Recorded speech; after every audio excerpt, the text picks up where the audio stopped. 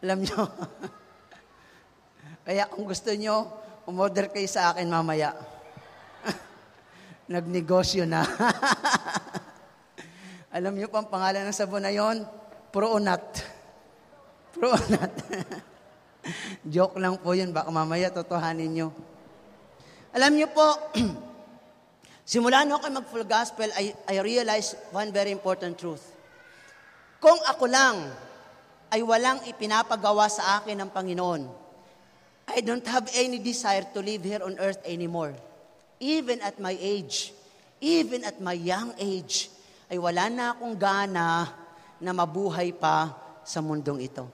Ang tanging dahilan ko lang kung bakit gusto ko pang mabuhay sa mundong ito ay dahil hindi ko pa natatapos ang ipinapagawa sa akin ng Panginoon. Pag natapos ko na yon, goodbye earth na ako.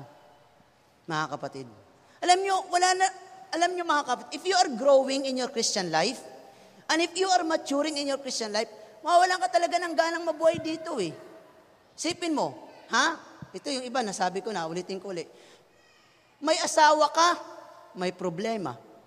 Wala kang asawa, may problema. Oh, may pera ka, may problema. Wala kang pera, may problema. May trabaho ka, may problema. Wala kang trabaho, may problema. May negosyo ka, may problema. Wala kang negosyo, may problema. May anak ka, may problema. Wala kang anak, may problema. Where will you go without problems? Saan ka pupunta? Wala. Mga kapatid ko minamahal. Dito sa mundo, wala kang mapupunta, walang problema. Paano ka naman gaganahang mabuhay? Kaya ang isang gana mo lang para mabuhay ay tapusin mo, pinapagawa sa iyo ng Panginoon. Pag nagawa mo na yon, hallelujah! That is the greatest fulfillment and accomplishment in life. To finish what the Lord tells you to do. Kung ano ang sinabi sa iyo ng Panginoon na tapusin mo, yun ang greatest achievement, yun ang greatest performance, yun ang greatest fulfillment in life. Matapos mo yun. Mga kapatid ko, minamahal sa Panginoon. Ako, that is only the reason why I would like to exist in this earth. Mga kapatid. Ako, sa totoo lang, mga kapatid, I'm not afraid to die. Basta natapos ko na. Ang pinapaniwalaan ko naman, hanggat hindi ko pa natatapos, pinapagawa sa akin ng Panginoon, walang makakapatay sa akin. Hindi ako kayang patayin ng diablo, hindi ako kayang patayin ng sinumang problema. Why? Because the Lord will not allow it to happen. Mga kapatid. At saka tayo naman, maging matalino tayo. Kung alam natin hindi pa tayo dapat mamatay, tumakbo ka na! Hindi yung iba, sumusugod eh. O, nagpipris ka tapos may dalang itak. Ano? Susugurin ka, sasabihin mo, sige nga, teka, sige, itakin mo ako.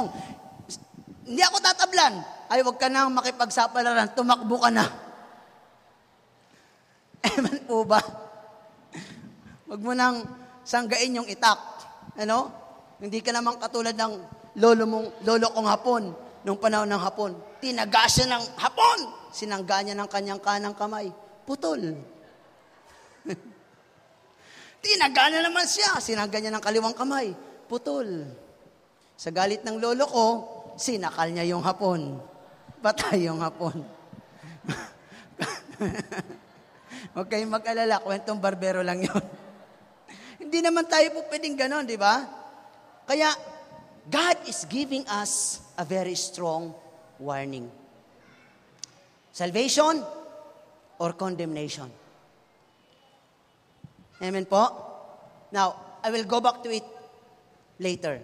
Now, the second mandate of the Great Commission is discipleship. Matthew 28. Discipleship. Sabihin nyo ng malakas, discipleship. Tingnan po natin sa Matthew 28. Ang sabi po dito,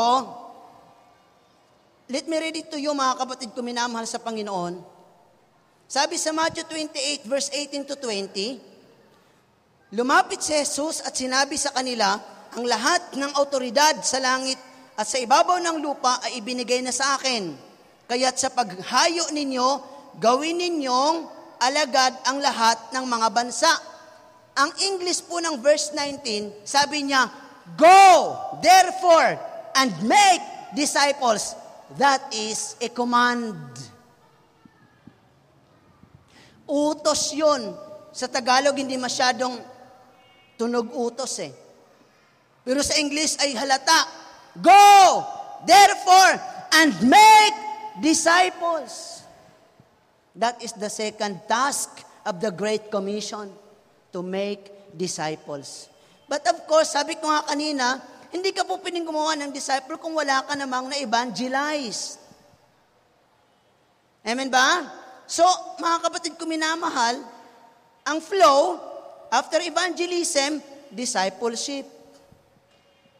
Lahat ng may evangelize natin, discipleship.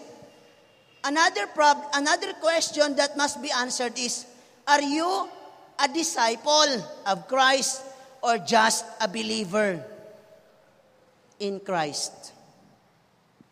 You have to answer that with all honesty in your heart. Tanong uli, ano ba ang status mo? Ikaw ba ay disipulo ni Jesus? O ikaw ay believer lang ni Jesus? Are you a disciple of Jesus? Or you are just a believer in Christ? Teka, sasabihin ng iba, teka muna, Brother Rico, magkaiba ba yan? Sa palagay nyo, bakit hindi sinabi ng Panginoon, go therefore and make believers?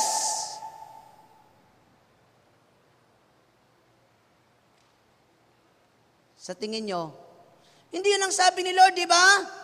Anong sabi ni Lord? Go therefore and make disciples.